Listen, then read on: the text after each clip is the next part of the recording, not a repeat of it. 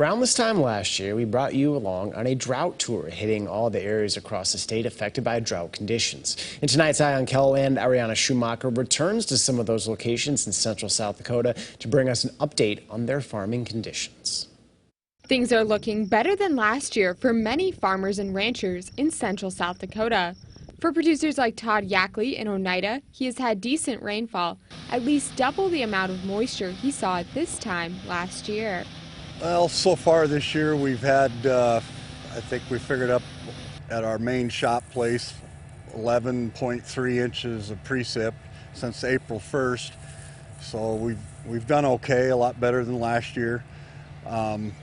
June was a pretty good month, and so far July has been a pretty good month. So it's good wheat harvest weather, but corn's growing good, sunflower's growing good. Yackley says he didn't see severe drought conditions carry over and affect many of the crops this year. Really not seeing the effects in the row crops. I think we saw a little bit of dryness carry over into the wheat crop. Didn't quite have the subsoil moisture. Going into planting corn, the conditions were about perfect, probably the best we've ever had. And planting sunflowers was extremely good also. Conditions haven't been this good on the Yackley Ranch in several years. It's probably been 6-7 years ago. I can't remember the years for sure, but it's we're setting up pretty good for a good year if we can just keep things going. But he'd like to see some more rains. I'd like to say a rain every Friday, but yeah, just moderate temperatures and some consistent moisture is what we need, and probably that's what we need all the time. Things started off a little dry at Prairie Paradise Farms near Hayes, but the past couple months, conditions have improved. And since May 31st, we've had 9 inches of rain, and it's been very welcoming, and we're going to have some crops to harvest, and there's going to be grass for the cows to graze this year. It's going to be, hopefully we'll be able to have the cows here as long as we want them here this year. Last year, the cattle were only able to graze the pastures for 3 months instead of the typical 5 to 6 months. They left in early September last year, and hopefully this year we will be able to make it into October and get the full 5 months of grazing. Crop conditions are also improving on the farm. For the most part, everything looks really good. The wheat, about 6 weeks ago, I didn't know if it was going to make any wheat, and now there's going to be a wheat crop to harvest.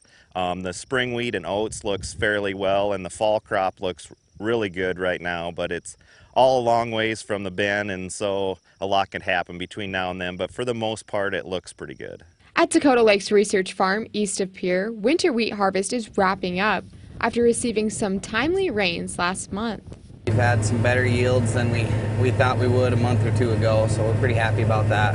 Ireland says that by starting with low moisture levels in the soil, it was difficult to get the crops to start growing. We definitely saw, just starting with an empty soil profile, we had to recharge that, and so having a dry spring to follow a dry fall, there wasn't much moisture in the soil to start, and so getting things going this spring was a little challenging, but like I mentioned, we did catch some timely rains that really saved us here, and it really made our wheat crop decent. However, he is concerned they will run out of moisture as the summer continues. I think we'll be running out of moisture, so our corn is really taking off right now and using up a lot of soil moisture that we had just got here in the last month and a half, but not a lot that had been sitting there like some years where you have a full soil profile there in the spring.